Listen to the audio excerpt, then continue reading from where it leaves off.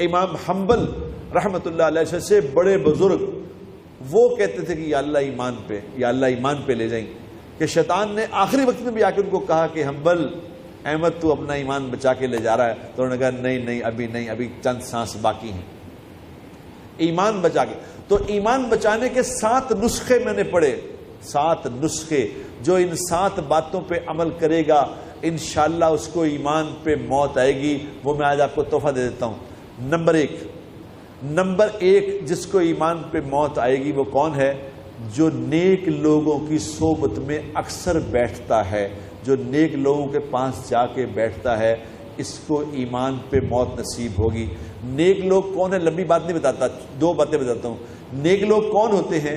نیک لوگوں کی نشانی یہ ہے کہ جس کو دیکھ کے اللہ یاد آئے۔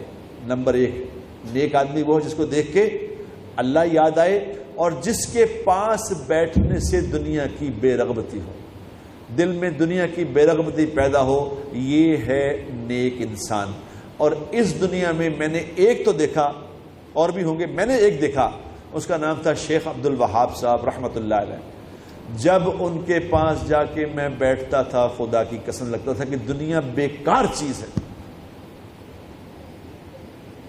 ان کے پاس جاتے تھے کہ دعا کرائیں گے کہ کچھ مال آ جائے، ان کے پاس جا کے دل کرتا تھا کہ دفع ہی کرو دنیا کو۔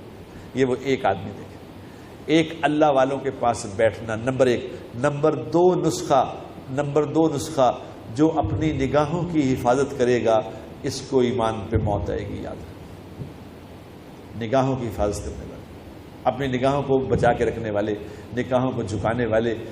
آپ لوگوں کے لیے یہ کام بہت مشکل ہے، آپ لوگوں کے لیے کام ناممکن کہوں تو وہ بھی ٹھیک ہے، شاید بہت مشکل، کیونکہ آپ لوگوں کو بڑی پلاننگ سے پھنسایا گیا ہے، بڑی پلاننگ ہو رہی ہے پیچھے۔ کچھ لوگ اس پہ اربوں ڈالر خرچ کر رہے ہیں، اربوں ڈالر خرچ کر کے یہ پلاننگ کر رہے ہیں کس طرح ان کے لڑکے لڑکیوں کو اکٹھا کر دیں تاکہ ان کا ایمان ہی ختم ہو جائے۔ جب لڑکے اور لڑکیاں اکٹھے ہو جائیں گے میرے دوستو، پھر اس سے توقع کرو کہ ان کا ایمان بچ جائے گا، تو ایسا نہیں ہوگا۔ یہ دھوکہ اپنے آپ کو نہ دو، یہ نہیں ہو سکتا۔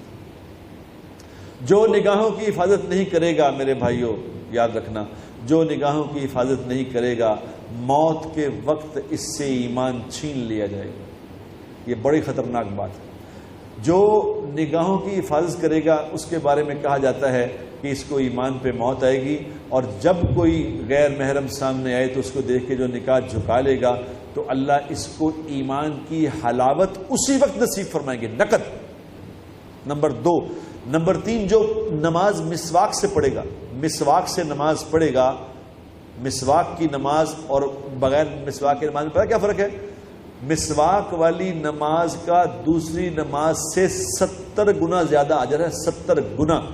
اور کتابوں میں لکھی ہے یہ بات، جو مسواک سے نماز پڑھے گا اللہ تبارک و تعالیٰ ایک فرشتہ مقرر فرمائیں گے جو موت کے وقت آ کے اس کو کلمہ یاد کرائے گا، کلمہ پڑھ لے۔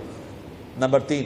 نمبر 4 قرآن کی ایک دعا ہے، سورہ آل عمران آیت نمبر 8، ربنا لا تزغ قلوبنا بعد اذ ہدیتنا وہب لنا من لدنک رحمہ انک انت الوہاب۔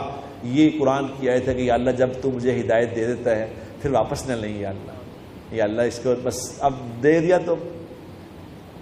بڑے لوگ دنیا میں کوئی چیز دے دیتے واپس تھوڑی لیتے ہیں، اس لیے ہبہ کا لفظ ہے اس میں کہ یا اللہ دے دیا واپس نہ لیں۔ اس دعا کو ہر نماز کے بعد ضرور پڑھا کرو، ضرور پڑھو، انشاءاللہ ایمان پہ موت آئے گی۔ اور نمبر 5 صدقہ کرو۔ صدقہ کثرت سے کرنے والا، جو کثرت سے صدقہ کرنا سیکھ لے گا، یہ اس کا ایمان بھی بچ جائے گا، اس کا مال بھی بچ جائے گا، اس کا ایمان بھی بچے گا، مال بھی بچے گا۔ کیونکہ جو مال صدقہ کر دیا، جو صدقہ کر دیا وہ میرا ہے، جو چھوڑ گئے یہ وارثوں کا ہے، اس لیے اپنا سارا مال لے جاؤ ساتھ۔ صدقہ کرو، صدقہ کرو، خوب صدقہ کرو۔ اور نمبر 6 کیا؟ نمبر 6 ہے اللہ نے جو مسلمان بنایا ہے نا، اللہ نے جو مسلمان بنایا اس پہ اللہ کا شکر ادا کرتے رہا کرو کہ یا اللہ تیرا شکر ہے مسلمان ہوں، یا اللہ تیرا شکر ہے مسلمان ہوں، کیونکہ مسلمان ہونا بہت بڑے شرف کی بات ہے۔ میں کسی آدمی کو کہوں کہ غریب آدمی اس نے کہا جی پیسے نہیں گئے، میں غریب ہوں، میں نے اسے کہا کہ تمہیں 1 بلین دے دوں، 1 ارب دے دوں، 1 ارب دیتا ہوں، کلمہ چھوڑ دو. تو ایک دم اس کا رنگ بدل گیا. اس نے کہا جی کی کہتے ہو مولوی جی؟ تو اس ساری دنیا بھی دے دو میں کلمہ نہیں چھڈاں گا. تو میں نے کہا بتاؤ کلمے کی کیا قیمت ہے؟ تو اس پہ اللہ کا شکر ادا کرتے یا اللہ تیرا شکر ہے کہ تو نے مجھے مسلمان بنایا ہے، یا اللہ تیرا شکر ہے میں ایمان والا ہوں. جو شکر کرے گا لَإِن شَكَرْتُمْ لَأَزِيدَنَّكُمْ، شکر کرنے والے کی نعمت کو اللہ بڑھائیں گے. اس سے بڑی کیا نعمت ہے کہ میں مسلمان ہوں؟ اس پہ شکر ادا کرنا. اور نمبر 7، جب اذان ہو میرے دوستو، اذان کو غور سے سن کے جو اس کا جواب دے گا، اذان کا جو جواب دے گا، اللہ کے نبی صلی اللہ علیہ وسلم نے وعدہ فرمایا ہے کہ جو اذان کا جواب دے گا یا دے گی، میں قیامت والے دن اس کی شفاعت کروں گا.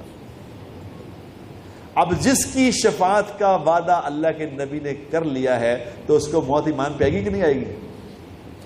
یہ 7 نسخے آپ کو آج بتا دیے ہیں، اس کی تفصیل میں نہیں گیا کہ وقت تھوڑا ہوتا ہے. یہ 7 چیزیں اپنی زندگی میں پکی پکڑ لو، انشاءاللہ ایمان پہ مرو گے.